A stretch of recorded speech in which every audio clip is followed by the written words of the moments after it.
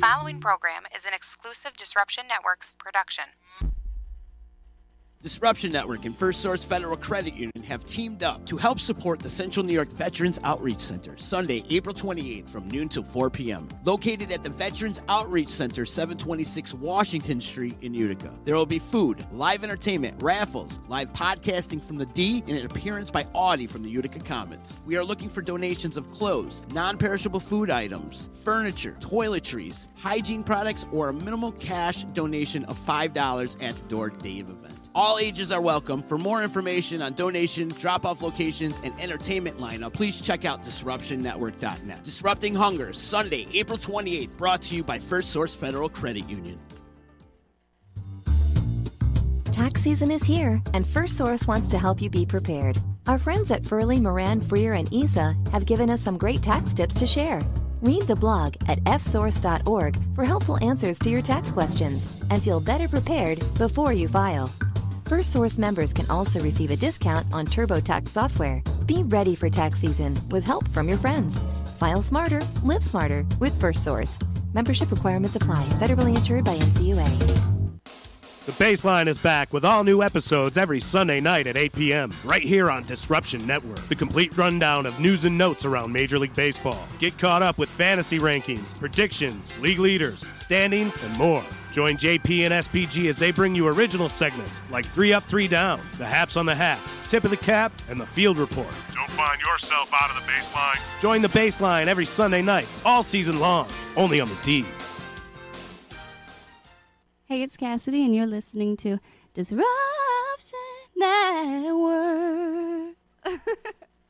So you just bought your dream home, and now it's time to move. Let's face it, nobody likes to move. All the packing, unpacking, lifting, upstairs, downstairs, and broken everything, including your back. Let the professionals at EJA Moving Company take all the stress and pain out of your move. Competitively priced moving, relocation services, office moves, and complete packing and unpacking services. They work with everybody to make it simple and easy for you to move and relocate. Call EJA Moving Company at 315-335-0516. When it's time to relocate, have EJA Moving do all the work for you. Hit them up online, ejamoving.com. Hey, Disruption Network. This is Mike Sacco, the general manager at Nye Volkswagen of Rome. If you don't know me by name, it's only because you have not received the best deal. There's only one reason to leave Utica, and that's to come see me in Rome and get the best deal on your next new, pre-owned, or certified VW. Mention that you heard this ad from Disruption Network and receive $250 off your next vehicle purchase. You'll know why our customers say,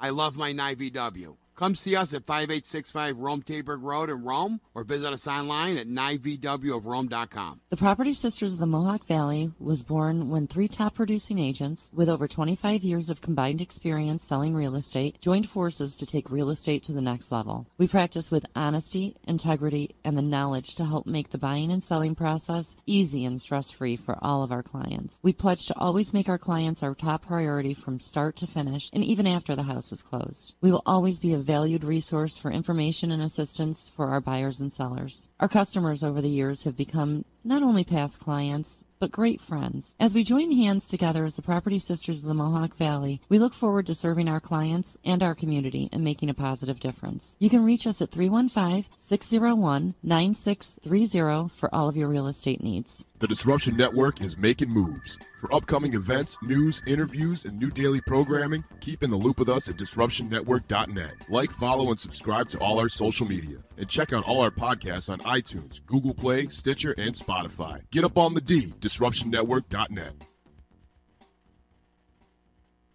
And our community and making a positive difference. You can reach us at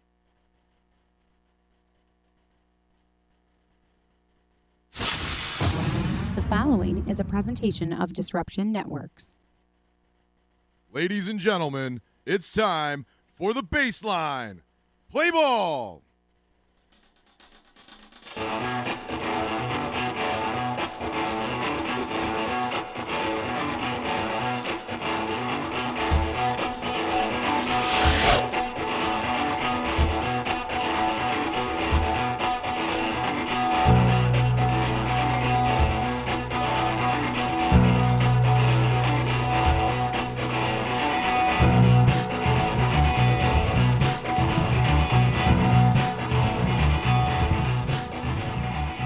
evening, everybody. Special Monday night edition of The Baseline. Happy Jackie Robinson Day. That's right. We don't need to do a this date in baseball history today because that goes without saying. April 15th, Jackie Robinson Day. What's going on, SPG? What's up, JP? Yeah, you said a special Monday edition of The Baseline yesterday. Had a nice little Sunday and took my family out to the Comets game, and there was the last hockey game for our local AHL hockey franchise until next season.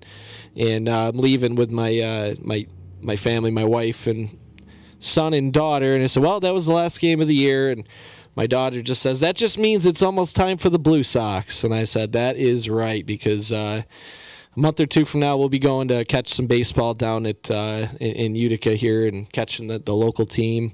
Wooden Bat League, too. I love it.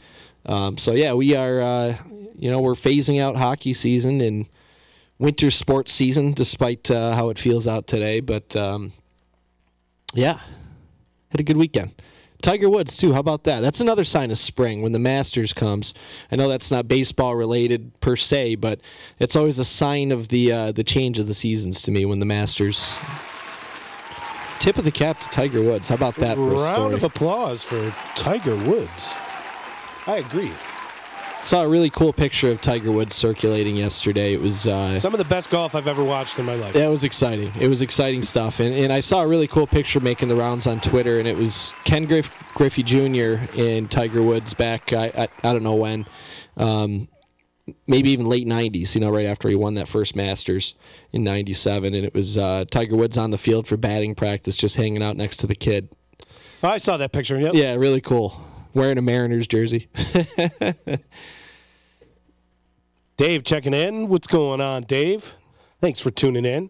Speaking of tuning in, if you are tuning in right now, scroll down to the bottom of the page, hit share, and let everybody know that the Baseline is live talking Major League Baseball here on Jackie Robinson Day, Monday night.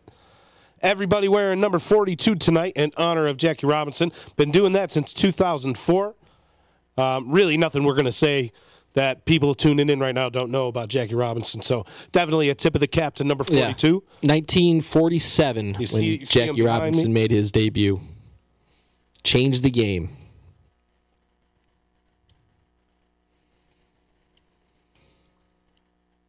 A lot of cool stuff going on, too. A lot of interesting things to talk about. A lot of streaks ending, some ongoing.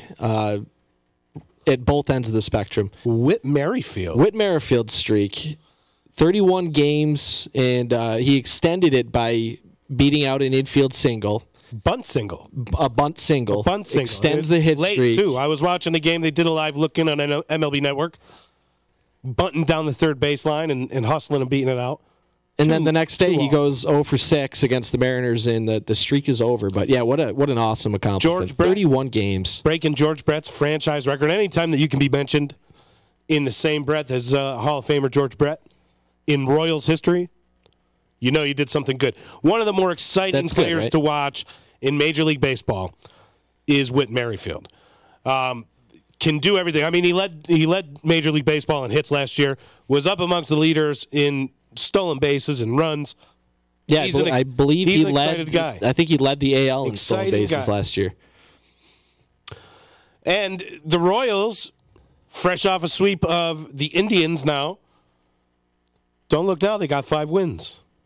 And the Orioles, 7-10, hanging in there. So not so bad. Speaking of streaks, an infamous one ended as well on the opposite of the Whit Merrifield point of the spectrum, I guess. He can't hit anyone.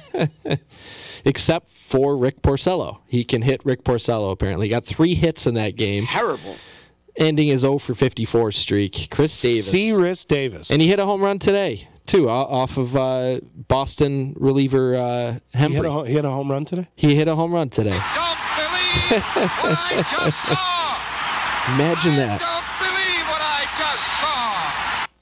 So it ended up being big cheers. It ended up being 62 plate appearances between hits for Chris Davis. Davis. I am curious to know what the pickup rate on Yahoo Fantasy Baseball is for Cyrus Davis.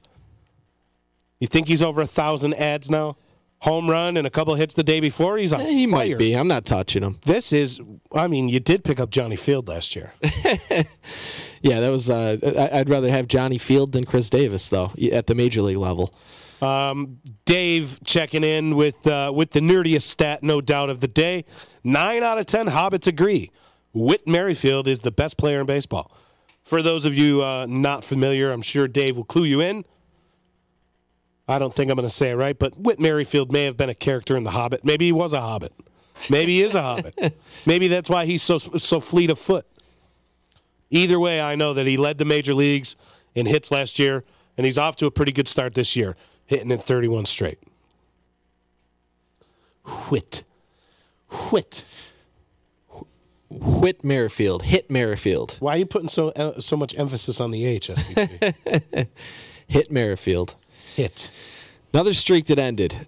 Jacob deGrom's quality start streak. That's 2 bad starts in a row for Jacob deGrom. It's unheard of. It's crazy. He goes out and he has 2 bad starts, and everybody's all of a sudden worried about what is wrong with Jacob deGrom. And I'll tell you what's wrong with him. Absolutely nothing. He'll be fine. He is a superhuman, and the fact that he goes out there and has 2 bad starts and everybody gets all up in arms about it tells you how amazing of a pitcher that guy is. So, yeah, the quality start streak is over for Jacob deGrom. Listen, he gets a big thumbs up for that. Haven't seen a streak like that ever in my life. 26 starts. 26 straight starts. And he was dominant in a lot of those starts. It's not like he just eked by and got a quality start. It's been 18 months since he's had a bad start until this past week. 18 months. And then he has 2. It happens. He will right the ship. Don't panic out there, fantasy owners. 456 ads of Cyrus Davis and Yahoo. So people are getting excited. Half of 1,000. 456 ads. 456 idiots or AL only league. That's the only explanation. Thank you, Dave. I'm actually in an AL only league, and he is a free agent in that league.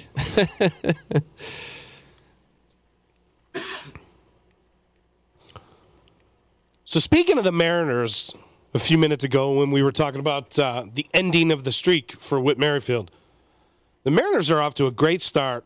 They are. And speaking of Mariners streaks, the Mariners have hit a home run in every game this season so far. Record-breaking streak. 18 straight to start the season for the Mariners.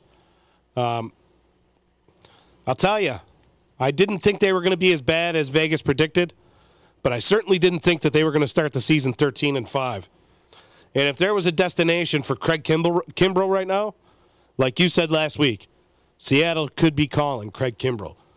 Yeah, either Seattle or Atlanta, I think, make the most sense right now. Seattle keeps deploying everyone in the kitchen sink to close down the late innings out there. Anthony Swarzak and Roenis Elias. Swarzak has had some success. He has not given up a run yet, but yeah, I think he's got 1 or 2 saves, and he's got a couple saves. I think he's got a win or 2. He's off to a good start after starting the season on the injured list and coming back only a few days after Hunter Strickland went on the DL. But yeah, that's beside the point. That Craig Kimbrell would obviously be a tremendous get for the Seattle Mariners right now with the bullpen, the first place, kind of shaky. I mean, even some of those guys are doing well, but you know, if you're going to be a contender, which it looks like maybe Seattle can be. I mean, the sample size is small.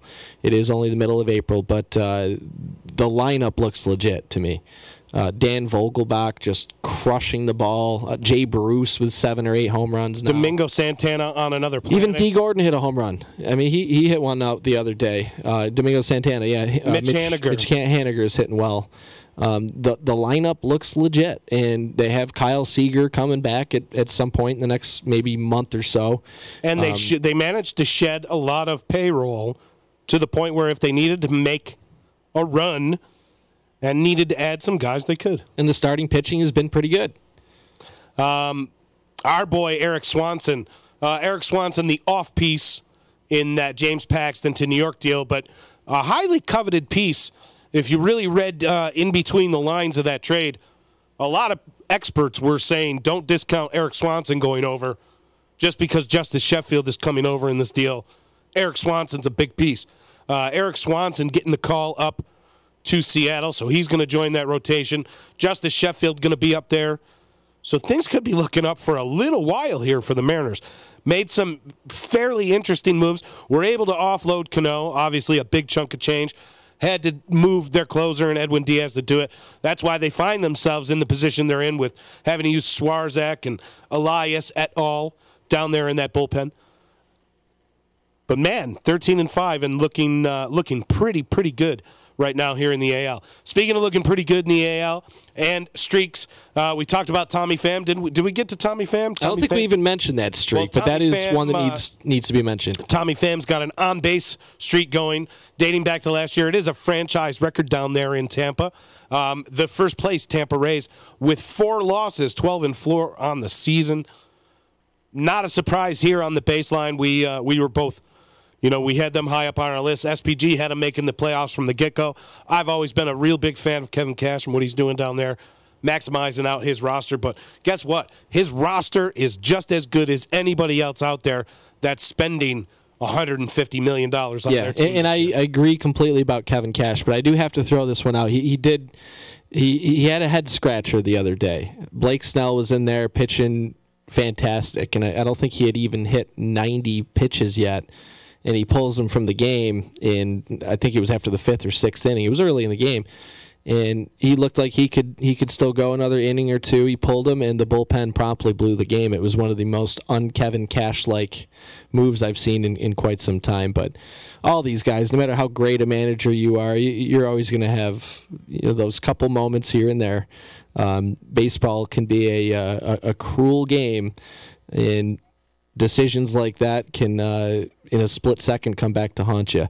And nothing against Kevin Cash by any means. He was my manager prediction for the AL Manager of the Year, and he's got the Rays off to a great start. So, I mean, honestly, could have very easily won it last year.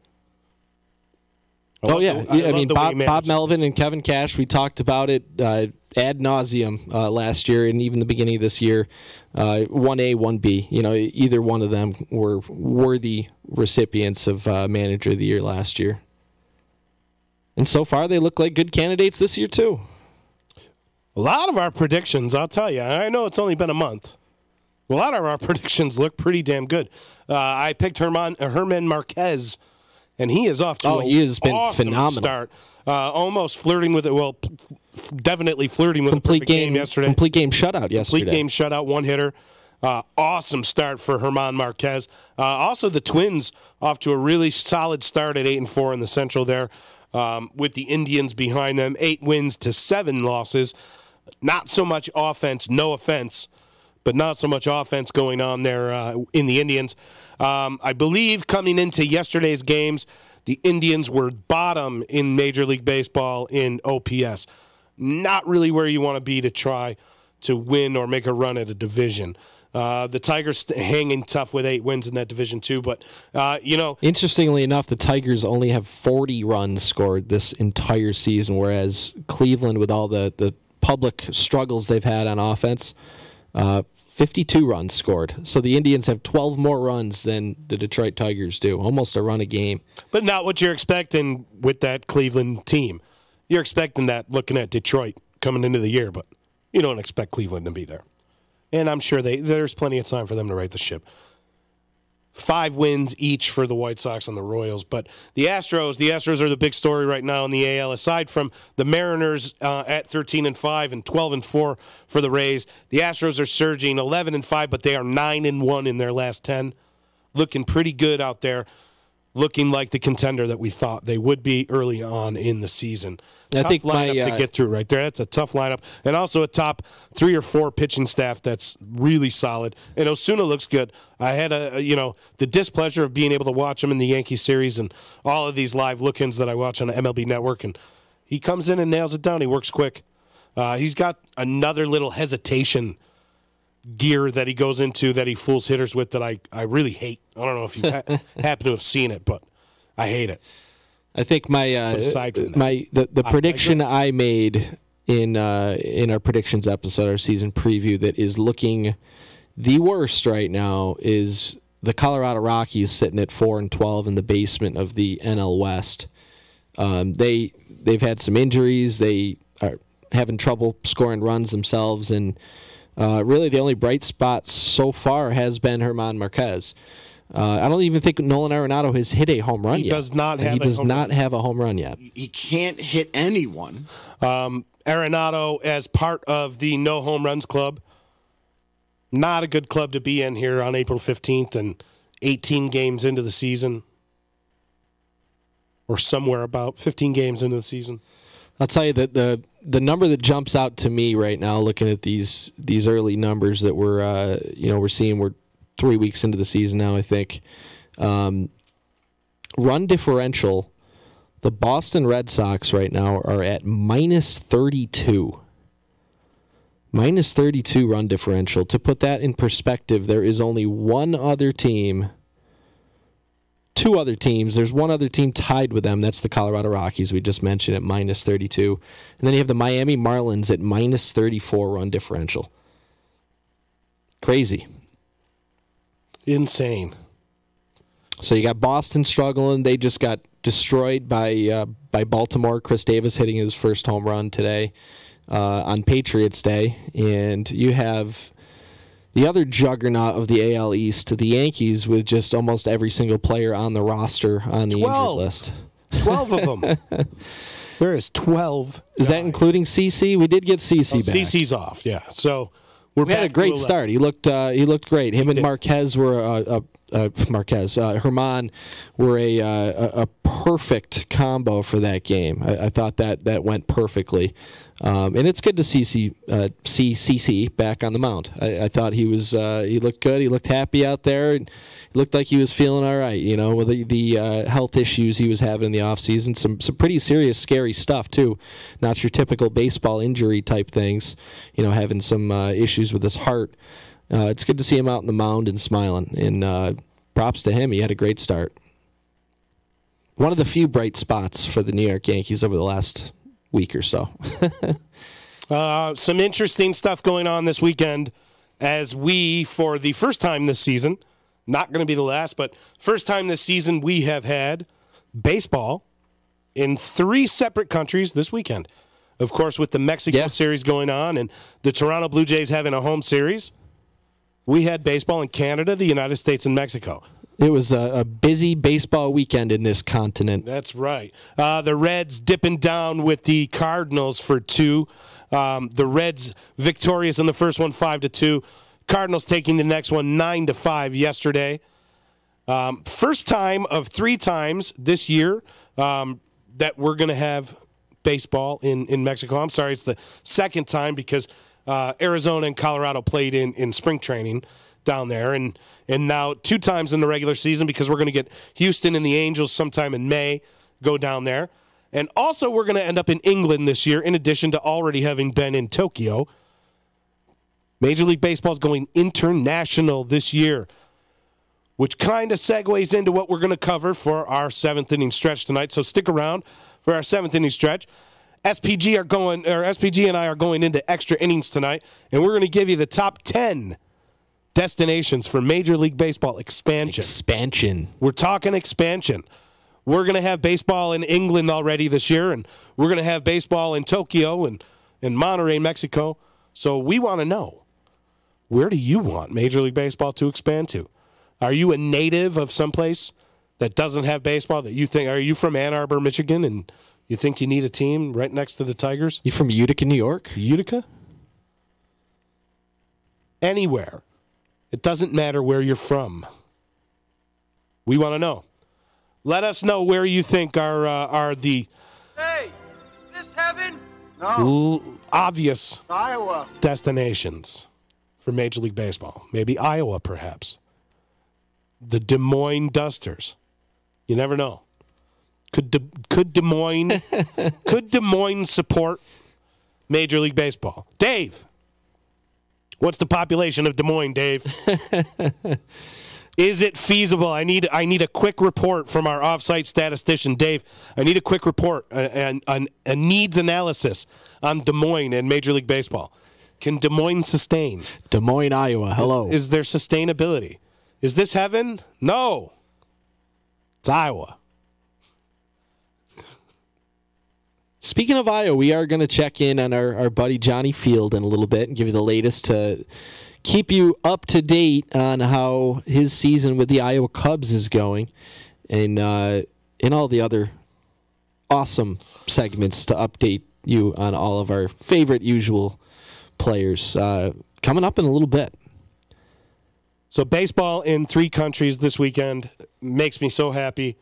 We're going to be talking expansion later on, and all of these places, it's stuff that I would want to save for. I would want to save money up and go and see. I already asked you a couple weeks ago. I said, on a whim, you think it's possible that we go watch the Red Sox and the Yankees in London? It's only a 6-hour flight or whatever I said it was to you. But that would be something that we would need to save up for. And if you want to save $250 off any new vehicle purchase, you can stop in at Nye Volkswagen in Rome. That's Nye VW in Rome. Stop in 5865 Taberg Road, and you can see why all their customers say they love their Nye VW. Mention Disruption Network, and you can save $250 off any vehicle purchase. New, used, doesn't matter. Stop in, tell them about the Baseline, tell them about Disruption Network, and you're going to save $250 off. Check out their inventory at nyvwofrome.com. And you can save that money so you can go see any game internationally or wherever baseball may expand. So we're talking streaks and we're talking expansion. Now we got to talk these abysmal starts by the Red Sox and the Yankees. Yeah. Got to jump a little bit into that. Touched on it a little bit with the injuries and with the run differential for Boston and starting pitching for Boston. The Yankees pitching hasn't been terrible. The bullpen has been disappointing. With all the hype surrounding a lot of those guys, Zach Britton's struggling right now.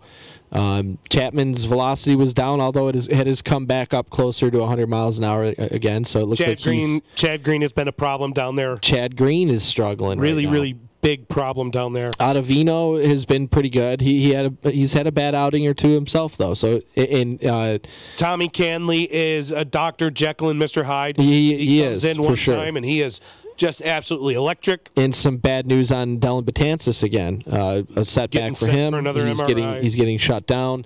You won't see him, I don't think, at least probably best case for another couple months, really. If I were to tell you that on Jackie Robinson Day this year, and I didn't, well, they're not playing today, so I was going to say I hadn't looked at the schedule. So they will wear the 42 jerseys tomorrow. Mike Tauchman would be starting in left field for the Yankees. You would have laughed at me, but that's what they're doing right now, with 11 guys out. Hopefully the Cavalry's coming soon there. But speaking of head scratchers, Aaron Boone has made some really, really, really questionable judgment calls over the last dozen games or so. Not saying that he's costing the Yankees wins, but some really questionable calls, some really questionable bullpen usage, sticking with guys that are clearly cold, bringing in guys when others are clearly hot. Yeah, let's be honest. Some decisions that backfired on him, and I know hindsight can be 20/20, but even when these moves were happening before they blew up, I didn't understand a lot of them. And you hit on some of the scenarios that have happened, and when you have all these injuries, you can't afford to be making managerial mistakes. Your players have to play perfect baseball in order to overcome significant injuries, and your manager can't get in the way of that. And there have been instances, especially over the past week, where Aaron Boone has really made a decision that hurt the chances of coming out with a victory. I'll tell you what, though. Through it all, I know this is going to sound really homerish. It's not really meant to, because we can play like fair or foul here. Is the panic real in the Bronx. And I would say, no, that's foul. I don't think the panic should be real because you got to look at it realistically and say there's 11 guys on the injured list. We're missing 11 guys, and they're not just missing role players. They're missing superstars. They're missing Stanton, and they're missing Hicks. And Sanchez. Severino. All right, so they're missing superstars. So you have to assess the situation realistically and say, well, that's the scenario right now, and we're lucky that we're only 6-9. Fair or foul, is the panic button allowed to be hit in Beantown right now? And I would say that that's fair because they've got their guy. I understand that they're missing a few pieces, but they've got their team intact for the most part. And their glaring weaknesses are shining. And let's make it clear, every team has their injury problems. It's a part of the game.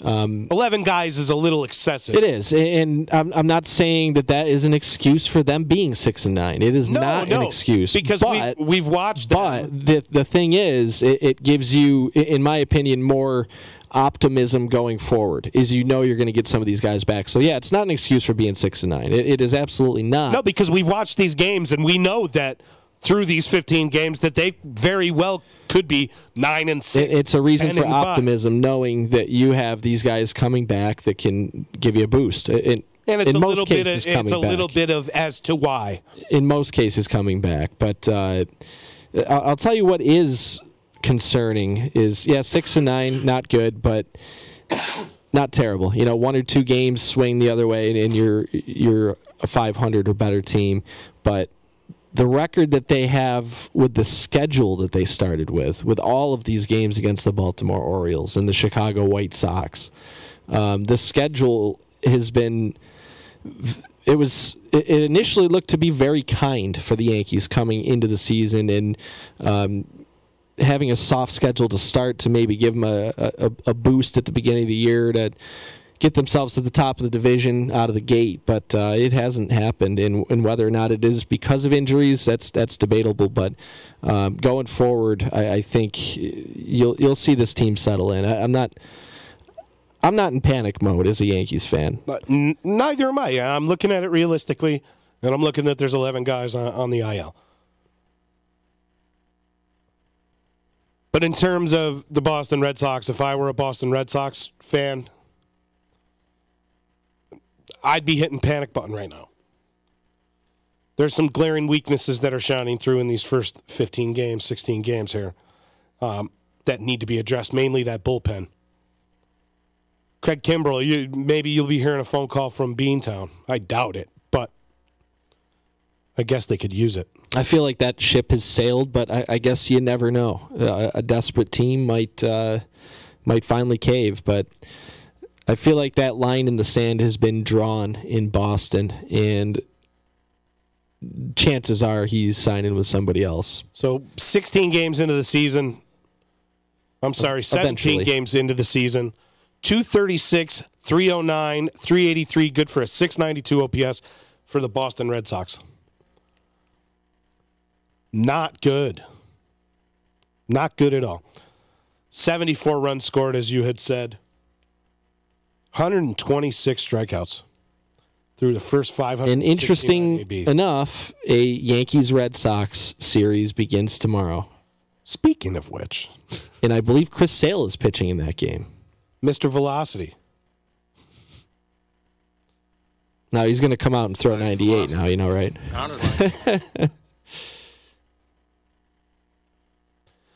It's the third week of April, way too soon to panic for anyone. Yeah, Dave, I agree to an extent. But if I was a Red Sox fan, I would be panicking about those weaknesses. If I was a Rockies fan, I would be panicking as well. Power outage, Kyle Freeland to the DL. Not scoring any runs. I'd be panicking too. Speaking of former Colorado Rockies, Cleveland, I guess, is Dave can definitely confirm this. I guess they are set to call up Carlos Gonzalez. They are. I believe they did bring him up. Added him to the active roster yesterday or this morning. I can't remember. And I'm sure Dave can fill us in on any of the latest there with Cargo. I thought that was a nice pickup for them. A complete no-risk grab of an outfielder that has had some success, and given the state of their lineup right now, why not give it a shot to a Cargo and see what happens?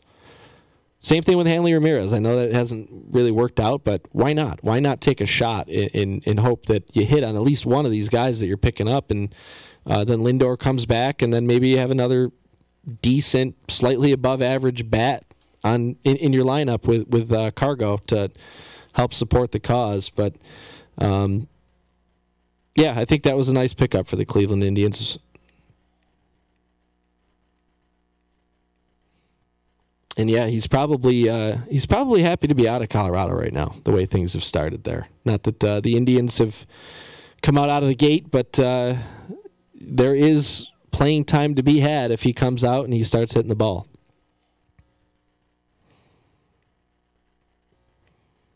The Los Angeles Dodgers able to stop their streak yesterday, kind of turning it back around the other way for the Dodgers out there. Had lost a few in a row after we were talking about them last week as being so hot and looked like a juggernaut offensively. They went on a 6-game slide, I believe. Yeah, speaking of, I think it might even be more than that now. No, they won yesterday. Oh, did they? Okay. Yep. So, yeah, 6-game losing streak for them. Everybody's streaking in baseball. Yeah, we're going streaking. 9-8 for the Dodgers. We haven't mentioned yet that Mike Trout was hurt last week. He missed almost a week. He was injured on Tuesday, and he is playing right now. Didn't need to go on the injured list, but he had a groin injury, and they gave him a few days rest with an off day mixed in there as well, and decided to let him have the weekend, and he seems to be ready to go. So Mike Trout, little injury scare, but he is back in the lineup tonight. That's good to see. So the Dodgers beating the Brewers yesterday 7-1, snapping that streak.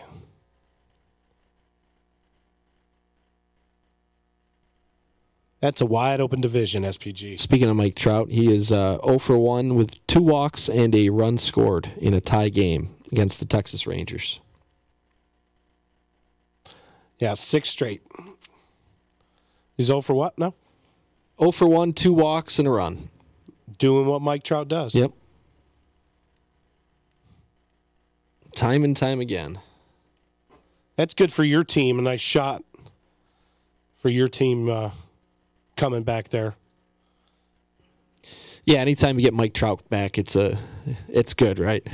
It is good. What? We have breaking news. We have breaking news. It's the Field Report. Our boy, Johnny time Field, for the Field Report. Out there in Iowa doing his thing. What's going on with Johnny Field? So Johnny Field is with the Iowa Cubs now, and he's come out strong so far. I think he was he Player of the Week last week? He was player of the game. He was Player of the Game last week, and he's batting .286, but he's got a .940 OPS. 0 for 2, 2 strikeouts. 0 home runs. That's all right. 2 RBI. 8 strikeouts, couple walks. He's got 6 runs, though, in 8 games. So Johnny Field off to a pretty good start. He's got 3 triples already. 3 triples? 3 triples for Johnny Field. 3 triples, 3 doubles, right? And keep in mind, minor league baseball season started a week and a half ago, too. 3 triples in like a week and a half. Yeah, like 5-6 games. And, yeah, 3 doubles as well, yep. Big round of applause this week on the Field Report for Johnny Field. Big round of applause. Keep it up, Johnny.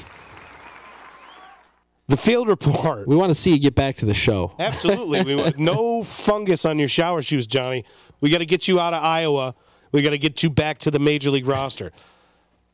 Huge OPS, 1114. Is that somewhere around 11? He's at 940 now. Oh, he must have had an offer. Yeah, after his Player of the Game, I'm sure he came back down to earth a little bit. But nonetheless, Johnny Field off to a pretty good start with the Iowa Cubs. That's right. And speaking of the Iowa Cubs, Maybe we should just segue into the... What's the haps on the haps, the haps, the haps, the haps? Let's find out this week's haps on the haps and find out who's the happy hap and who's the unhappy hap.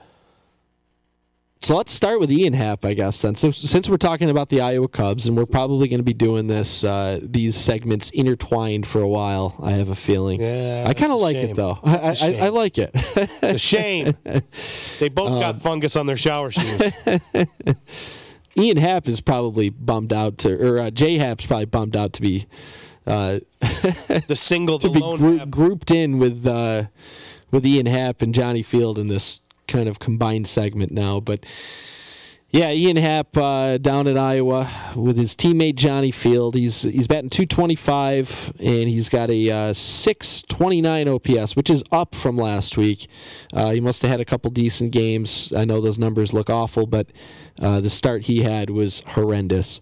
13 strikeouts. We said it last week. Strikeouts were his problem at the major league level, and he's got to work on that in the minor leagues, and doesn't look too good in that department so far this season. No home runs yet. He does have 8 RBIs in 10 games, so he's knocking in some runs, 5 doubles. So it's kind of a meh week for Ian Happ. Not awful, but yeah, we'll say he's safe. I don't think he's. I think he's indifferent. I don't think he's happy or unhappy. He's the indifferent Happ of the week. So he is the indifferent Happ. And what's going on with his compatriot in name, J Happ? So J Happ is not off to a good start. Another bad start, his worst start of the year against the Chicago White Sox on April 12th, on Friday. He goes 4 innings, an ERA of 13.5 in that game. Season numbers, 8.76 ERA. He's terrible. He is terrible so far. 1.95 whip. His whip is just about 2. Oof. That's not good. That's not good, right? That's not good. It's not good. He's good, right? He's terrible. He used to be good, right? But he is a New York Yankee, and we know Mojo would appreciate that. So J Happ is the unhappy Happ of the week, I'd say. Wouldn't you agree? I would definitely agree that J Happ is he's terrible. The unhappy Happ this week, and that's the Haps on the Haps. What's the haps on the haps? The haps. That's the field report and the haps on the haps. We'd like to get those two moving back up to the major league level. And if we can get them moving back up, perhaps Johnny Field or Ian Happ is going to call our boys over at EJA Moving. The field report and the haps on the haps are brought to you by EJA Moving Company. Professional movers, they do it all. Competitively priced moving, relocation services, office moves, complete packing and unpacking services. They work with everyone and they make it simple for you to move and relocate. EJAMoving.com. When it's time to relocate, have EJA Moving do all the work for you. And you can contact them at 315-335-0516. And Johnny Field and Ian Happ, if you're listening and you need the move from Iowa, Des Moines, Iowa to Chicagoland, EJA Moving does it all. Yeah, hit up their website, ejamoving.com. They do residential, commercial, long-distance, specialty moves, even packing services and storage. They really do it all. It's a one-stop shop when you are changing where you live or work and you need some help getting your stuff from one place to another. So check out EJA Moving for all of your moving needs. Dave checking in saying that, in addendum to it's the third week in April and it's way too early to panic. It's trash weather for a lot of teams, which is true. So I agree. He's also checking in with some Indian stats saying Kippy was just activated and Lindor is now at AAA rehab. And J-Ram has been – let's talk about J-Ram for a quick 2 seconds. That guy disappeared from being a top 5 fantasy player to being just god-awful. Arguably better than a top 5 fantasy player. To awful. Small sample size. Although at the very end of last year, he did show some regression. So I don't think that you can look at his stats so far this season and say that he's fallen off. But,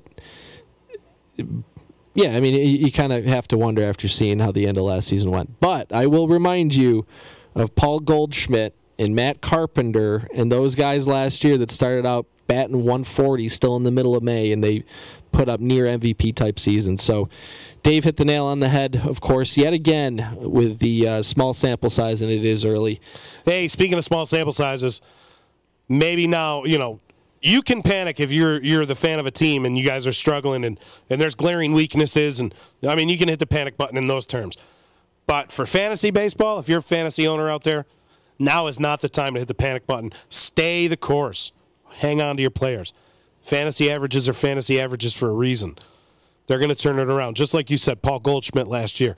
Don't be selling out on J-Ram. Don't be selling out on Lindor. These guys are coming back, and they're going to come back loud. Maybe they should just get you into 3 up, 3 down. Yeah, let's do it. All right. I'm going to do this a little bit differently. 3 up, 3 down. This is the Baseline's weekly fantasy update with the one resident fantasy expert, SPG. I'm going to do this slightly differently this week. So your 3 up are Austin Meadows, Matt Chapman, and Pete Alonso. And those 3 guys are owned within a percentage point of each other in Yahoo Fantasy Baseball. They're all 81, 82% owned. So there's a good chance they are already scooped up in your league. But the fact that they are not owned at a higher percentage rate, absolutely check it out and see if you can grab one of these guys. Austin Meadows, we talked about slow starts and small sample sizes. Through about a week and a half, Austin Meadows was hitting close to 200. I think he had 2 home runs, a couple stolen bases, so not bad. And then he just went on an absolute tear the last week or so, and he's batting 357, 6 home runs, and 17 RBIs now.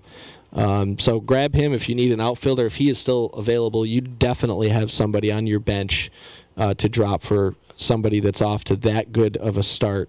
And the playing time will continue to be there. He's earning it. A little bit of a test this week. The Rays have a few lefties on the schedule, so it should be interesting to see how Kevin Cash handles that and how Austin Meadows handles that too if he's in the lineup against those lefties. Matt Chapman, he's batting .294, 5 home runs, 12 RBIs. He's only owned in 82% of leagues.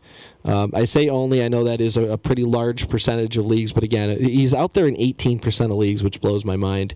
And Matt Chapman, although he's, like I said, he's putting up some good fantasy numbers, his value is through the roof as an actual baseball player. Oh my God. When you're, when you don't even look at the fantasy numbers, Matt Chapman as a baseball player, he is an absolute dream. You could be looking at a guy who could be chasing MVPs at some point very soon.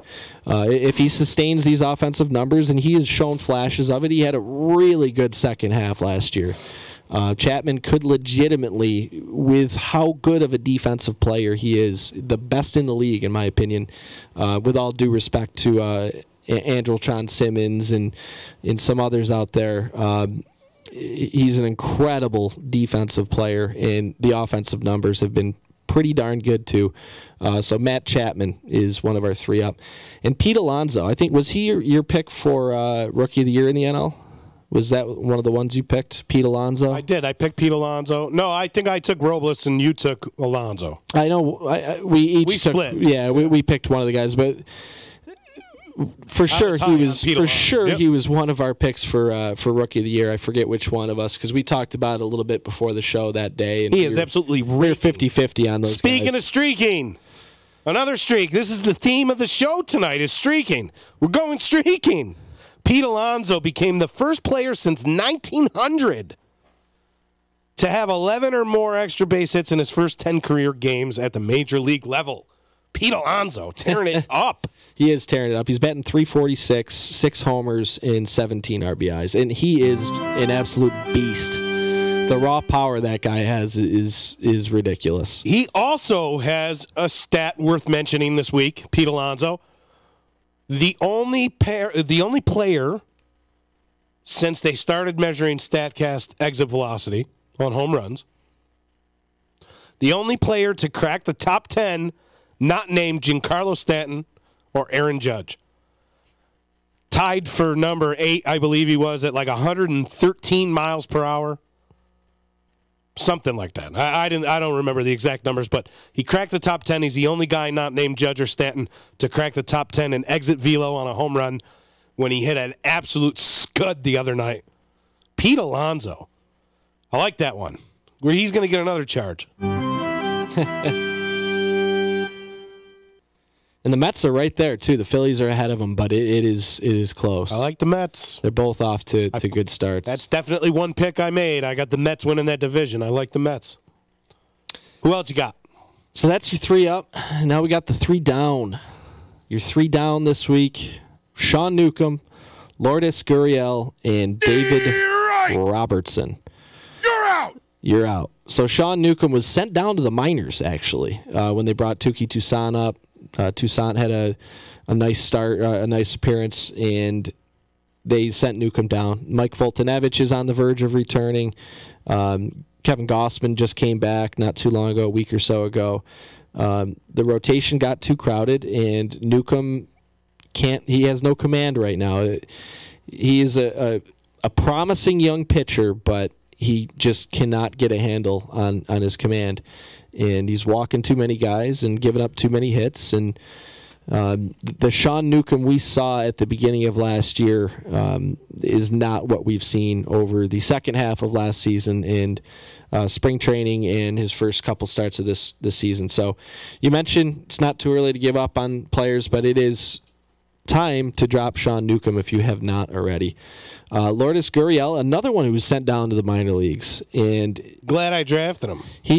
He looked good last year when he was up, though. He looked really good, and he was seemingly locked into playing time.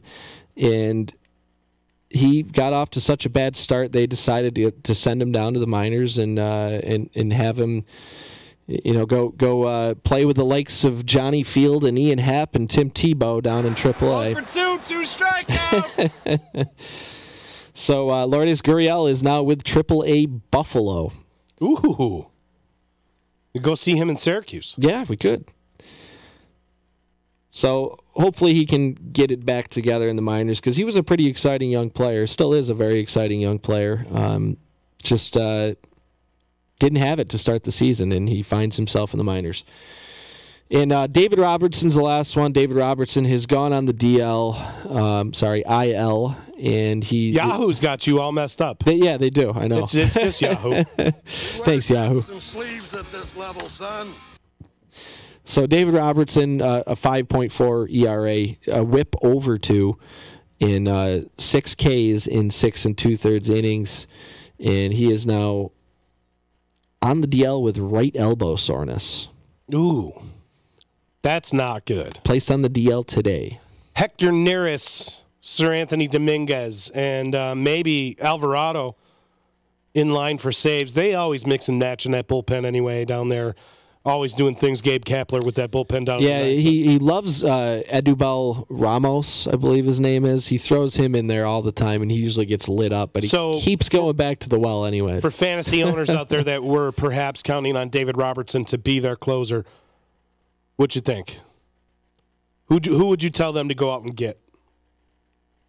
Probably Hector Neris right now. Most likely. Like you said, it's impossible to predict what Gabe Kapler's going to do game in and game out. But if I was to pick one of those guys, I think at this point it's Neris. If you asked me 2 weeks ago, 100% I would have said Sir Anthony Dominguez. But I think right now Neris has the spot. Not the only place, not to interject here and kind of hijack your 3 up, 3 down. I'll let you finish, but not the only place in the NL East replacing their closer this week. Arodys Vizcaíno going on the DL there in Atlanta, and A.J. Minter, the heir apparent. For all you fantasy geeks out there looking for closers to replace closers that have gone down, look for A.J. Minter to get the bulk of the saves in Atlanta. Yeah, Minter's a good one to look at too. Who's your last three up? That's Or three it. down, So we got Newcomb, Goriel, and Robertson. They are down. Max Fried taking that spot for Max Fried. For Newcomb as well. I don't know if you mentioned that. I heard you mention Tukey, but I did not mention Max Fried, but he is worth mentioning. He has not given up a run yet this season. there's another guy for your perhaps for your three up. I'm like hijacking it on you. There you go. I never do that. We got 4 up and 4 down this week. Extra innings on everything. What does 3 up and 3 down mean to you, Airman? End of an inning. On the side is retired. It's like you're doing this fantasy baseball, you know? Like you're doing fantasy baseball and you're picking dudes who you don't know. It's kind of interesting. So that's your 3 up, 3 down, your fantasy baseball update 3 down. for this week's episode of The Baseline. And 3 up, 3 down is brought to you by Saranac and Utica Club. Utica Club, the only first beer served after Prohibition. That was last week. First beer served in the United States after Prohibition.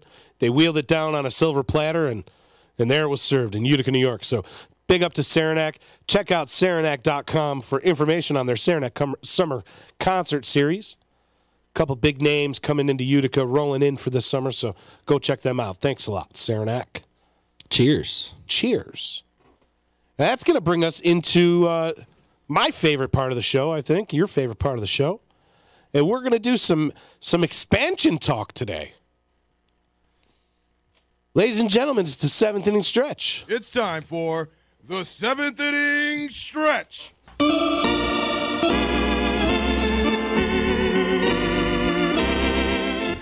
It's the 7th inning stretch where each week SPG and myself give you a 7 list, basically, of all sorts of things from all over the world of Major League Baseball. And this week is no different, where we talk about expansion. Expansion. Can't have too much of a good thing, can we? Let's water down these pitching staffs a little and get some more Miami Marlins and San Francisco Giants. And let's be clear, some of these are not realistic expansion possibility, at least not anytime soon. But we're talking about in a dream world. A dream world, but we did it in ranks of feasibility here. Yeah, we did. We did factor that into the rankings. Into the rankings portion of it. Not necessarily the compilation of the list itself. A lot of it's fantasy talk.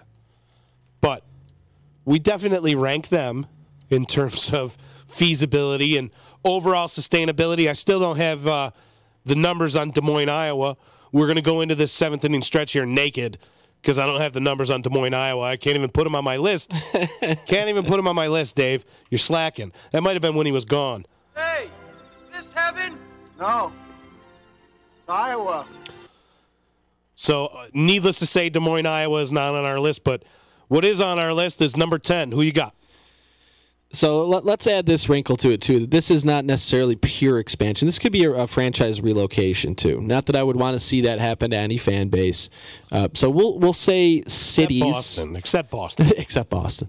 We'll say cities that don't have a team that we are ranking as possible that's a good way to preface destinations. it. That is a good way to preface it because, yes. Well, you know, I don't want to see. I don't want to see Tampa Bay move. Don't get me wrong, but they do have some. How could you move a team that's they have some? as good as they're playing? They have some stadium problems, and you never know, that talk could get more serious down the line. I do not want to see it, but let's say destinations for either relocation or expansion.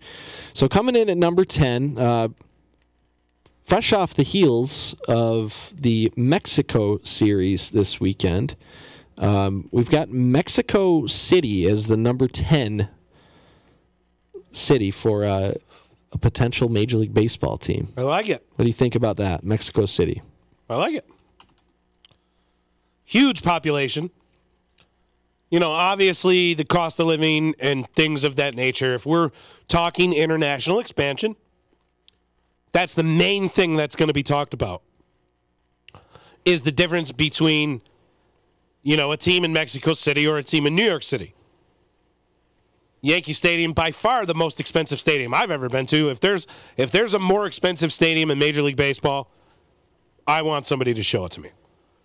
I couldn't imagine that being in Mexico City. So if there were a way for Mexico City to have a franchise and still maintain an overall competitive balance with the rest of the franchises, given that their revenue is going to be in pesos. Right. Can it happen financially is the biggest question, in my opinion. Is it feasible financially to have a team in Mexico City? And I don't know the answer to that. But from a pure dream world standpoint, I figure Mexico is certainly in the discussion. I totally agree. The fact that they've been playing games in Mexico for a while now, for a couple of years.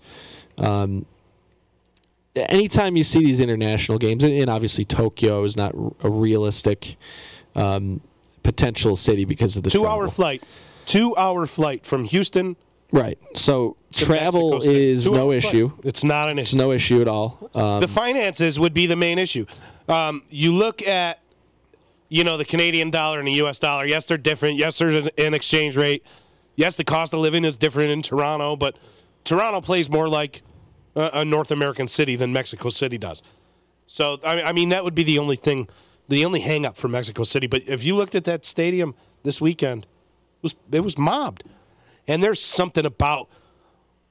just something about baseball in a Latin American country that just gives you the chills when you watch it.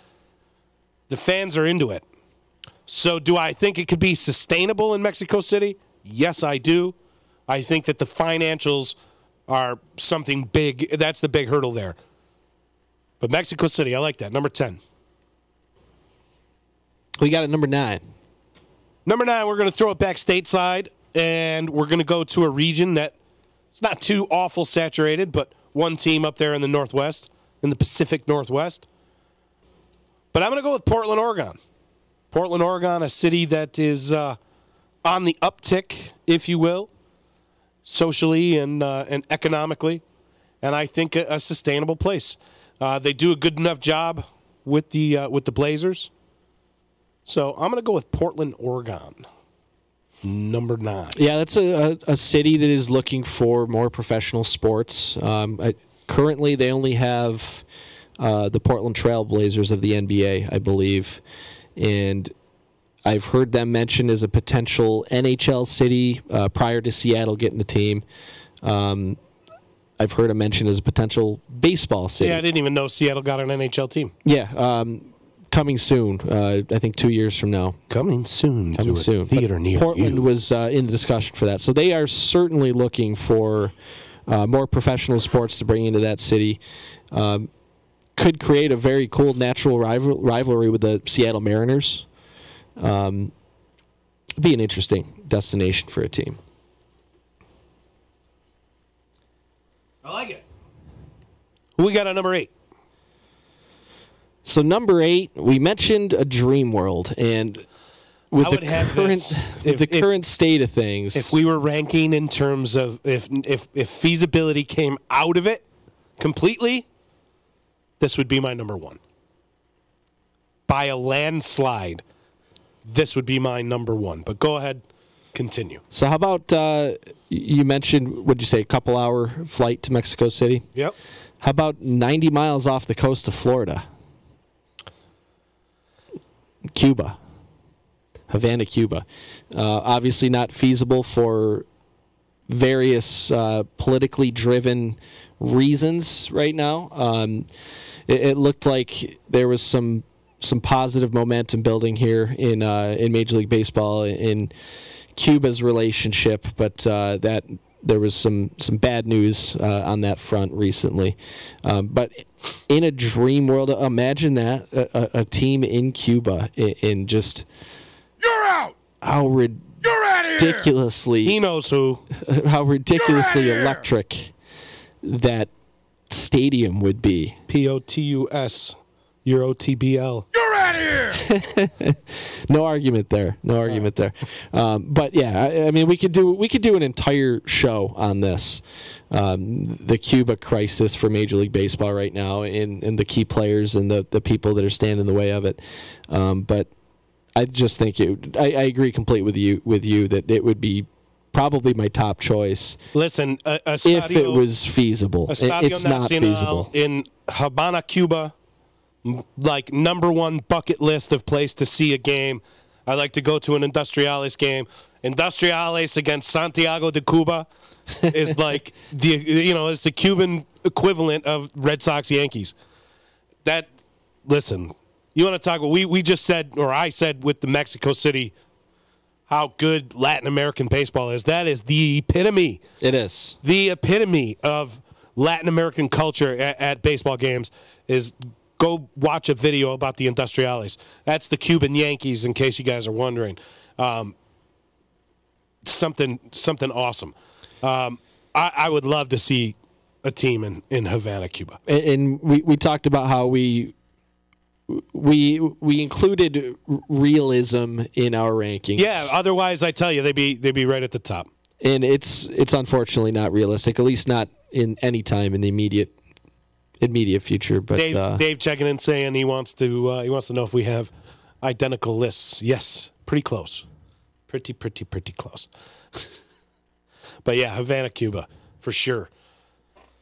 Yeah, it is a collaborative list tonight. Man, I wish that we could put that up higher. If we had done this a couple weeks ago, Havana may have been even higher on the list. But in lieu of recent happenings, that it shouldn't even be ranked at 8, sadly. Somewhere maybe in our lifetime we can see Major League Baseball again in Havana. Who we got at number 7? So number 7, how about New Orleans? Perfect. Back to the States, like you said. I mean, there are other cities in North America, in the United States, that I put significantly ahead of New Orleans. But why not? Why not some Major League Baseball in New Orleans? We've got some good ball players that have come out of playing at LSU and have ties to Louisiana. Alex Bregman, LSU guy. Ben Sheets. Ben Sheets. That's a name I haven't heard in a long time. Ben Sheets was an LSU guy. Eric Burns. Pretty sure he might. No, he was a UCLA guy. I'm sorry. But yeah, I like the New Orleans ones. New Orleans, obviously. Aaron Nola. They host the Super Bowl. DJ LeMahieu. Every couple of years. They have the Saints. They have the Pelicans. Obviously sustainable for Major League sports. And not so saturated down in that neck of the woods. It would give a natural bridge. How about a pro to sport? Houston pro sport Dallas. For summertime. Sport for summertime there. You got the Pelicans, like you said. You've got the Saints, and yeah, there is a small overlap in Major League Baseball and NFL season. But yeah, how about a pro sport during the summertime down there? Get a real nice domed or retractable roof stadium. Get the AC going and go catch some New Orleans baseball. Fun fact of note by our offsite statistician, Mr. Dave. New Orleans was once the spring training complex for the Indians. Maybe things will turn around I did not know that. Thank you, Dave. Maybe things will turn around a little for the Indians this year. All right, number 6. Moving out of the French Quarter, and we're going to move back out of the continental United States, but still a part of the United States. Some people don't seem to think so, apparently, but San Juan, Puerto Rico. Not hosting the San Juan series, the Puerto Rican series this year, but in past years have been host to Major League Baseball games. The one thing that I would question about San Juan's feasibility is, again, the economy being a little bit different than it is here stateside. But other than that, obviously, they're on the U.S. dollar. No exchanges. No, it wouldn't be on the peso like Mexico City and having to overcome that hurdle. I don't know. Sustainability. Could it, if Tampa Bay and Miami don't support baseball, is San Juan going to support baseball? And I think yes. Again, we're into Latin America, and the passion is there, and that's the number one sport, and that would be the number one thing to do, more than likely, in San Juan. Unlike it is in Miami. You can think of a dozen things to do before going to a Marlins game. Well, I mean, you and I wouldn't. It would be one of the first things I would want to do if I was in Miami, but a lot of people, I'm sure, going to Miami can think of a dozen things they'd rather do than go to the Marlins game. I don't think it would be that way in San Juan. I don't think so either. So I think the sustainability is there. I think the feasibility is there. And I think it is honestly a realistic notion that we could eventually have Major League Baseball in Puerto Rico. They'd have to build a stadium. The one that they use in the San Juan series is awful small. Small on a fan, both the fan perspective and playing surface. So they'd have to do some adjustment there, but I'm sure that wouldn't be a big deal. If you ask San Juan if they're going to get a Major League Baseball team, they got a lot of rebuilding to do down there from getting hit by all those hurricanes, and we understand that, but that would be something awesome in the next 5 to 10 years if we could see Major League Baseball in San Juan. Yeah, of all the international, and I guess it's debatable whether Puerto Rico is international. They're on the U.S. dollar, but of all the offshore cities that we've mentioned, San Juan, to me, is by far the most realistic, including Mexico City. I know the people are there in Mexico City, but again, that begs the question too. Yeah, you have all these people, but there's a whole bunch of other stuff they can be doing at any given point. Dave checking in, not to interject. Puerto Rico is crazy far away. No, I believe it's about 1,100 miles away. It would be equidistant from Houston to Mexico City. Should be something in the same regard from Miami to San Juan, about a 2-hour flight or so. So not a crazy distance when you think some of these teams hop a flight on getaway day from New York City and fly to Anaheim. So not a crazy distance at all. And we got series going on in Mexico City already, and we got series going on in London. So not out of the question. Continue on San Juan, sorry. No, that was pretty much it. I think it would just be, I hate to bring up hockey again, but in the city of Utica, everybody, and this goes for the soccer team too, everybody loves the local hockey team and the local soccer team, and part of that is because we are a smaller community compared to a lot of these other cities that are in their respective leagues for of the AHL and of the indoor soccer league that Utica FC plays in. And those teams get so much support in our little city here because that is the thing to do. It is the thing to do. And as opposed to being in a city with the population of Mexico City, not saying you wouldn't bring a ton of people in for every game, but I think the hype and the passion for it, the passion is where the difference is for San Juan for me, and why I think that it could very well be a success as long as they had the proper facilities down there. And don't get me wrong, travel can be an issue, but I don't think it is a huge problem. It's not an overcomable problem. It's definitely not an insurmountable barrier to getting expansion baseball down there. There are other significant issues that I think are a greater concern, but yeah, you get the facilities down there, you let Puerto Rico rebuild a little bit, and you bring a Major League Baseball team to San Juan 10 years from now, in 2030. Is it going to happen? I don't know. Probably not. Love to see it, though. But I would love to see it. Number 5, moving on. And again, try to pick some places where baseball isn't on the map. Yeah, and we're going to bundle 2 cities into this one. So we have Charlotte, and I want to bundle Raleigh, North Carolina into this. So we'll say North Carolina, one of the cities in North Carolina, whether you're talking east or you're talking out west a little bit in the state. But it's a logical bridge there on the East Coast, and it's a really thick baseball history there with the Carolina League, of course. The Durham Bulls. Famous. In Raleigh is a major.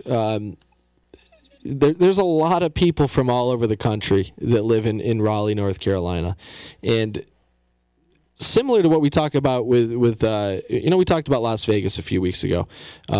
Stay tuned, maybe they'll be on our list. But there are so many transplants and vacationers and whatnot in in Vegas, and there are so many transplants in Raleigh that you get these away teams visiting, and not just the New York Yankees or Boston Red Sox. You get some of these teams come in, and you're going to have a pretty good visiting fan base already built in, a small percentage of people that will come every single time to see the away team, because there are so many transplants in Raleigh. They did officially declare themselves a candidate for a Major League Baseball franchise just a month ago, on March 5th. And they created a Twitter account, and there's a big online movement to try to build support for Major League Baseball in Raleigh. And we mentioned Charlotte, too, another big city, North Carolina, without baseball. Either way, I think the Carolinas are a natural team. I mean, obviously, you got Atlanta hanging out down there, and then you got the two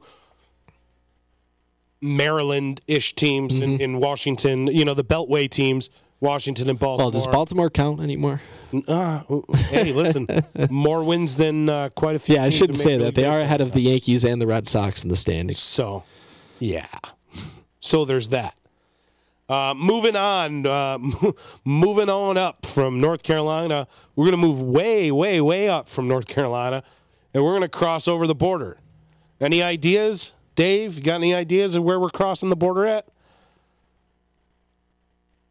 We're going to make our cross right around Seattle, Washington, and we're going to cross over into Vancouver, British Columbia, a city of 630,000 people. They already sustain one national sport there in hockey, in the Canucks.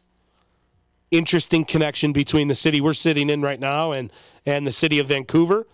The city of Utica is the AHL affiliate in hockey of the Vancouver Canucks, the Utica Comets, our hometown team. Would be interesting to see Major League Baseball happen in Vancouver as well. The one detractor that I see here, and we're trying to be realistic, the one that I see is that Vancouver could not sustain the Grizzlies. Yeah, the NBA failed in Vancouver. They tried to put a competing sport up against the NHL in Vancouver, and they found out that is not a good plan. It didn't work out too well for them. But, good weather. They got Seattle-type weather. Actually, probably a little more mild, not as much rain. Definitely need a dome stadium there. Need a dome stadium there, but, good weather, good people. It's like Canada, and again, it's like Canada's Denver. A summertime sport for a city that does not have a major sports franchise that plays in the summer. Interesting side note about Vancouver. Vancouver is the 5th most densely populated city, over 250,000 residents. With the exception of the BC Lions, I guess. In North America. So 5th highest population density in North America in Vancouver. So sustainability shouldn't be an issue. Not at all. They already support, like we said, the Canucks. I would love to see a team I'd like to see it. I think cross the border on the other side of town, because and one major factor in putting Vancouver here. There are two major factors. One is the amount of Blue Jays fans that come down when the Blue Jays go to Seattle for the year, or for their one trip of the year. The amount of Blue Jays fans that make the trip to Seattle and take over that stadium gives me a lot of hope for Vancouver. And what's your point? So the proximity to Seattle is one of them, but that is more of a hurdle to me, with Seattle not wanting to lose some potential fans there. Oh, TV revenue and TV deals is definitely going to come in. That's the reason that we didn't have Oakland move to San Jose and take a brand new stadium deal in San Jose, was because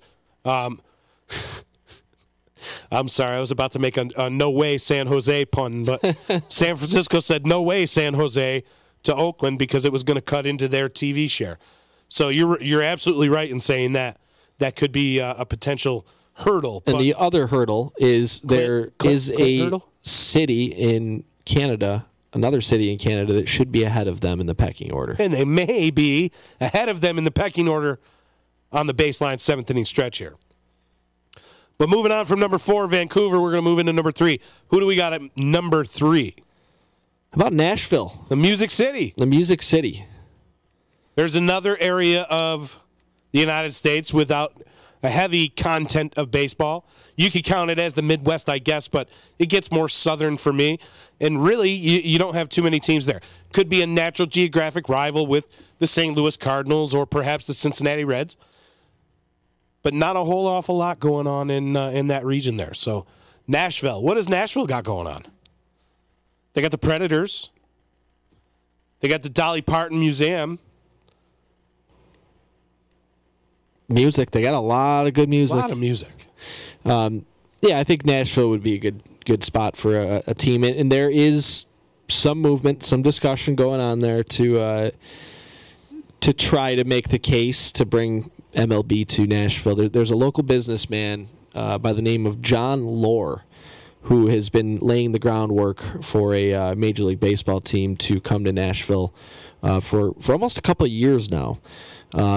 I don't have the details on exactly what he has done in order to make progress towards it, but there are people working hard towards trying to get a Major League Baseball team in Nashville. So another good potential spot for an MLB team, I think.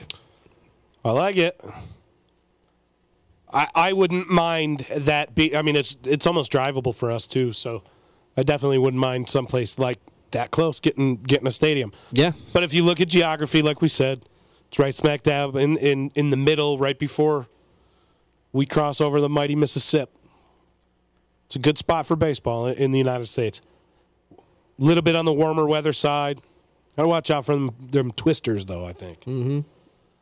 Moving on, we're gonna cross another border. We're gonna make our man Dave happy. Are you saying they should name their team the Twisters, the Nashville Twisters? Nashville Twisters. I kind of like it. I do like that. And we might be onto something. Or the Tennessee Twisters. There you go. The Tennessee Twisters. The Tennessee Twisters. It gives me great pleasure to announce the Tennessee Twisters. We're going to make Dave happy. We're going to cross. Playing left field and leading over off for the Tennessee Twisters, Johnny Field. Yeah. He's the first number 1 pick in the expansion draft. He's this generation's David Need.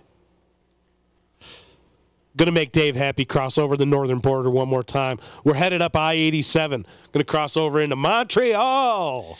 Bring back the Expos. Bring them back.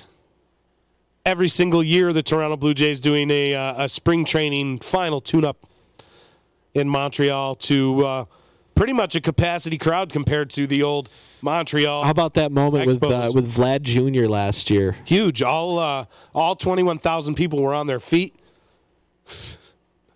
Montreal has been earmarked, apparently, for another shot, another crack at this. And we only hope that Montreal doesn't screw up their next crack at this. One of the greatest franchises in sports history comes from Montreal, albeit a hockey team, and a lot of support in Canada, obviously, for hockey. Not a big sell, not a tough sell hockey in Canada. Especially not the Montreal Canadiens. Not a really tough sell.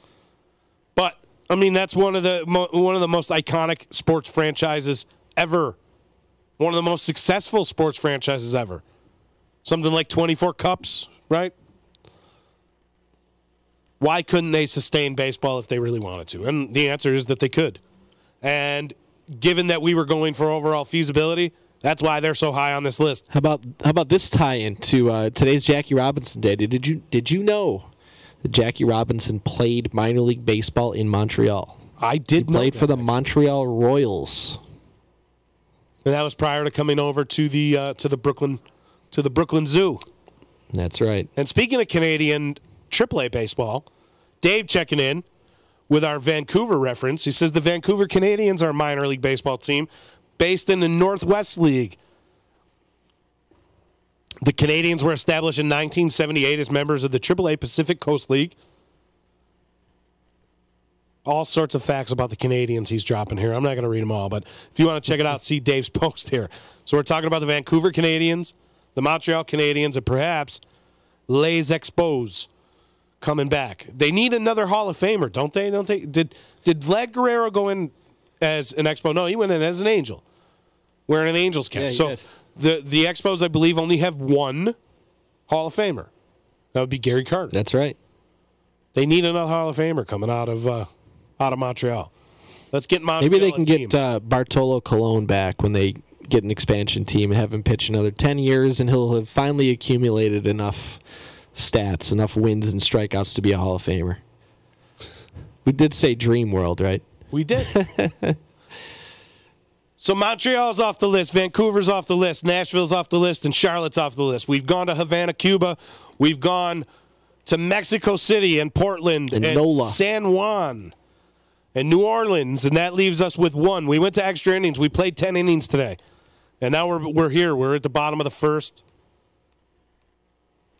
Leaves us in Sin City. So we're in the 10 innings, and we are not putting runners on base automatically to start extra innings. No. You're out of here! Cannot do that. We're in Las Vegas, Nevada, everybody. Sin City. Given that we are talking about the overall plausibility, there is no more apt place on our list than Las Vegas, Nevada. Las Vegas finding some success already in the early goings with an NHL franchise. Next year, I believe, will acquire their very own NFL franchise. Yeah, I think 2020. Oh, scheduled. 2020. Yeah, so Okay, yep. So next year, not next coming season, but we're just over a year away from NFL in Las Vegas. So the NHL, the NFL, Major League Baseball, should be next, no? I think Major League Baseball has avoided the egg on their face with being the first league to sink their feet into Las Vegas. The trail is being blazed by the NHL. The trail is going to be blazed by the NFL. Who knows? Maybe the trail will be blazed by the NBA before MLB gets there. But MLB is going to be playing in Las Vegas. It is too big of a market. There is too much money. Yeah. Tourists. You talked about tourists being I someplace. mentioned it a little bit earlier in the list, trying not to spoil it, but it was probably obvious anyways that we had Vegas on our list. We've talked about it before. Tourists, transplants, there's people from all over the country, from all over the world in Las Vegas. And there are a lot of people that, their favorite team will come and play in Vegas if there's a team there. And even if they weren't living there, it will be becoming a destination. You will have people from all over the country, Seattle, New York, Boston, you name it, planning Vegas vacations to go watch their team for 3 days. People from Cleveland, taking a weekend or a few days during the middle of the week to go to Vegas, catch some baseball, check out the Strip and all the other stuff that's going on there in Vegas. That will be the number one destination for all Major League Baseball fans. Number one. Yeah, it already is in the NHL. It already is, and you see it in ticket prices. Just go catch a game. Just out of curiosity, and I know Z mentioned this too because he goes to Vegas all the time. He lived in Vegas. He checked into tickets for the Vegas Golden Knights, and prices were ridiculous because it is the hot ticket. Everybody wants to go see the Vegas Golden Knights, and I think it would be the same way if you did it right for a Major League Baseball team in Vegas. My buddy Jimmy just paying an astronomical amount. I won't divulge what he spent last week in Vegas on a Vegas Golden Knights on a pair of tickets, but it was a lot. It was a lot of money. He would have been sitting behind home plate in Yankee Stadium. Let's put it that way. But Las Vegas, it's just the natural progression of things. It's not necessarily, it's close to number one on my list anyway. I would love to see that. It's a 6-hour flight from here. If we could go watch the Yankees for a weekend in Vegas, sign me up. But given that its plausibility is probably the highest, other than maybe Montreal, well, we really had no choice but to rank it number one. So that's it. Las Vegas, number one destination for expansion for Major League Baseball. Let's go over this list again. Vegas, number one. Montreal, number two. Nashville, number three. Vancouver, number four. Number five, we had Charlotte. And Raleigh. And Raleigh. Charlotte, Raleigh. Number six, San Juan, Puerto Rico. Number seven, New Orleans. Number 8, Havana. Number 9, Portland. And extra innings, number 10, Mexico City. I love it. That's a good list. This was a fun topic. Let us know in the comments there where you think, outside of our list, where you think Major League Baseball should go. And this isn't the first time that there has been talk of Major League going to Vegas. This has been talked about for almost 20 years. Major League Baseball avoided the egg on their face with the whole gambling thing by letting somebody else take the lead. They did. And that's it. There is a tie in there. The Montreal Expos, or Montreal, I should say, the city as a destination for a team, and Vegas. There was a big push from a group of people to bring the Expos to Las Vegas there in the early 2000s, and obviously they ended up in Washington. They're the Washington Nationals now, but it's not the first time it's been brought up, and it certainly won't be the last. And I think that you will see a team in Las Vegas. I never thought that going back 20 years when they were first talking about that, the Expos to Vegas, I just shrugged it off and I said, no way. There's no way that would work. And then the NHL did it, and it's successful. And I've come around to thinking that would be an awesome place for a team. And I wouldn't mind seeing it. I totally agree. That would be one place that would be like almost a yearly destination for tens of thousands of Major League Baseball fans. Would plan around when their team was going to go to Vegas. It would give them an excuse to go to Vegas and go see their team. So I totally agree with you. And with that, that's the 7th inning stretch. My favorite portion of the show. I know it's up amongst your favorite as well. And the 7th inning stretch was brought to you by First Source Federal Credit Union, and First Source Federal Credit Union presents Disrupting Hunger. You can catch us, Disruption Network and First Source Federal Credit Union, teaming up on Sunday, April 28th at the Veterans Outreach Center in Utica. That's 726 Washington Street in Utica, New York. It used to be the YMCA. And from noon to 4, they're going to have music, food, raffles, and an appearance by the Utica Comets, Vancouver Canucks, the Utica Comets mascot, Audie. My kids love Audie. We are, let's make it clear, we're trying to help feed vets here. So any donations that you're interested in giving, we have drop-off boxes located at every First Source Federal Credit Union branch. Also, you can come by Disruption Network, our location here. You can drop it off here. Utica Roasting Company locations as well. Donate to the vets. Admission to the event on the day of Sunday, April 28th, is $5. They're looking for perishable and non-perishable items, clothes, toiletries, hygiene products, furniture, and basically any type of stuff from your home that you are willing to donate. Thank you to First Source Federal Credit Union and Disruption Network for disrupting hunger. Hoping to see all of you lovely people there on April 28th. That is 7th inning stretch. And that's going to get us to out of the baseline. Who is out of the baseline this week, SPG? This is a list you don't want to be on right here. I'm going to give it to the guy who allowed Chris Davis to end his 54 at-bat streak. Rick Porcello, you gave up a hit to Chris Davis. You're out! I know there's a lot of worse reasons for getting thrown out of the baseline. It's only temporary, Rick. But you're out of there for now. You're out! You gave up a hit to Chris Davis. In fact, Chris Davis got 3 hits in that game. Yeah. I don't believe what I just saw. I don't believe what I just saw. So, Rick Porcello. You're out of the baseline. I'm going to throw an old favorite out. I'm going to throw him out twice, maybe even 3 times by the time I'm done with my rant. But I'm going to throw Major League Baseball out of the baseline again. They just can't seem to make it on every week. Every week, we got to throw Major League Baseball out. So last week we talked about Yasiel Puig. Yasiel Puig was actually our tip of the cap last week because he came out and he defended his teammates. That being said, Chris Archer threw behind Derek Dietrich, and Yasiel Puig came out to defend his teammate. Suspensions handed down by Major League Baseball this week. Yasiel Puig receiving 2 games, Chris Archer receiving 5. But as we know, being a starting pitcher, Chris Archer really only missed 1. So 1-game suspension for Chris Archer, 2-game suspension for Yasiel Puig. Not acceptable. Major League Baseball. You're out of the baseline.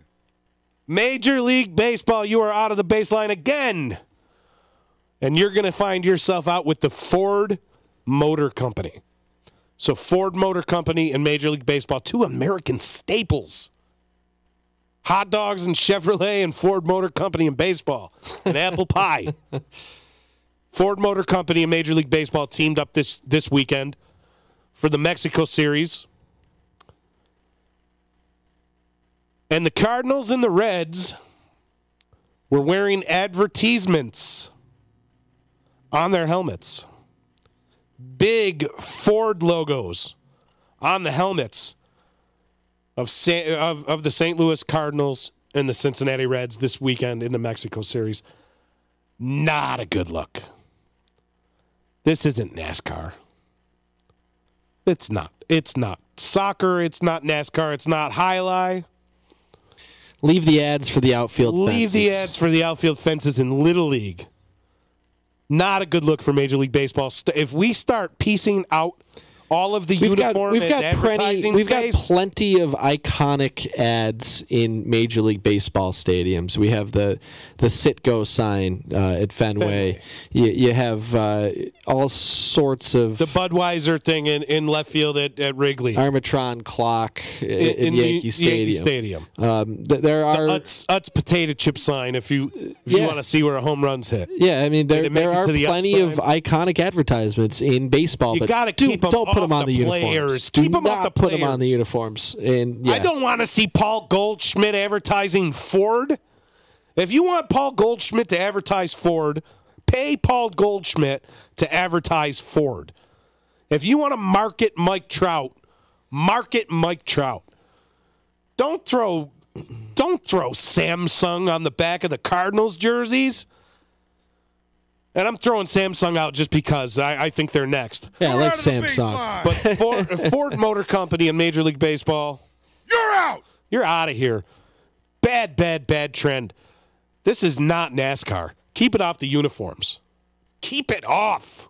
Who else you got? Who That's else it is for on me. the baseline? I want to get on to tip of the cap here.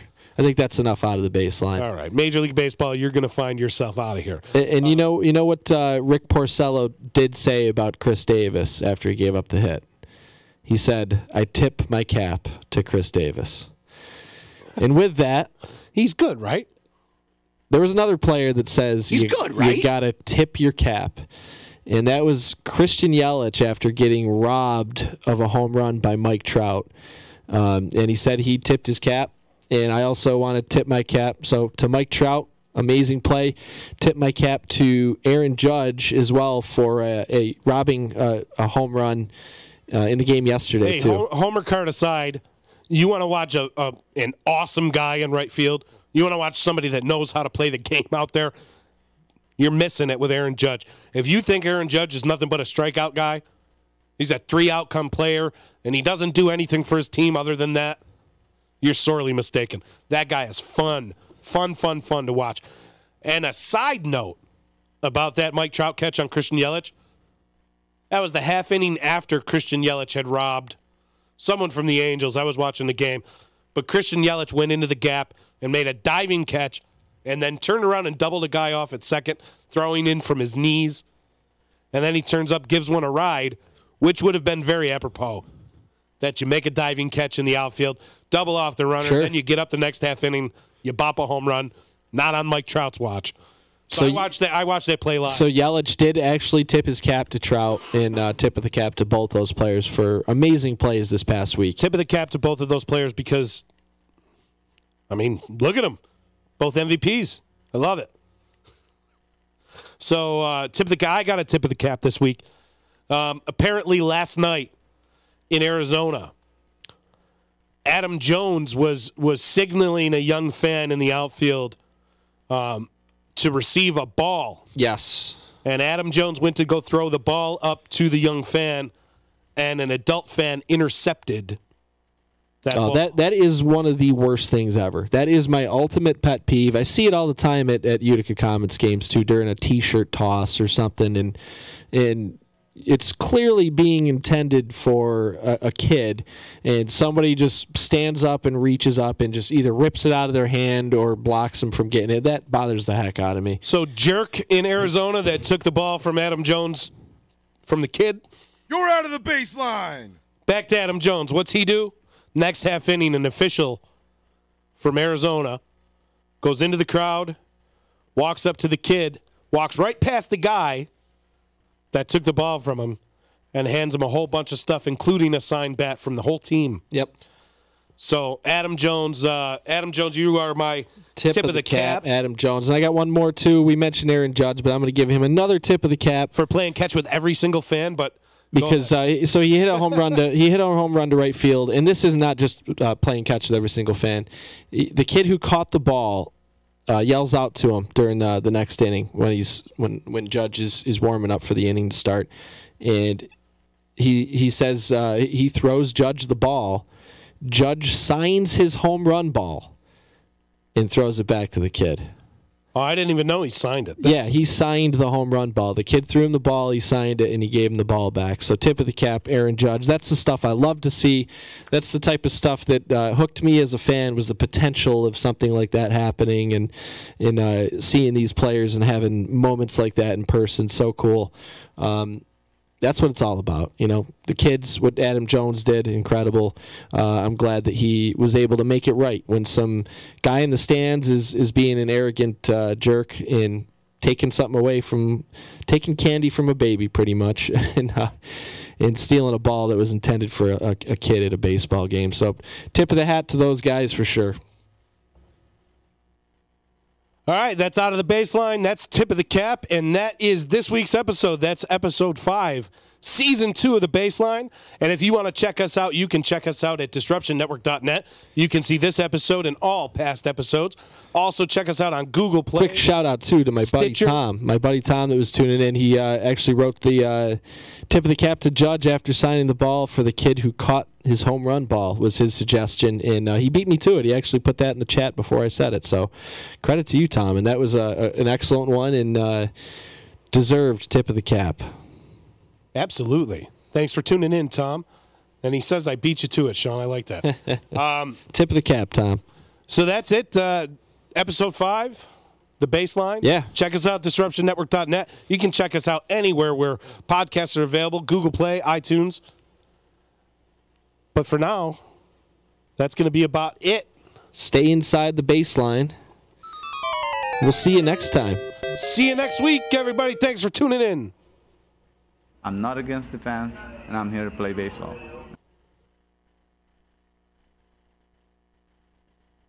Remember, kid, there's heroes and there's legends.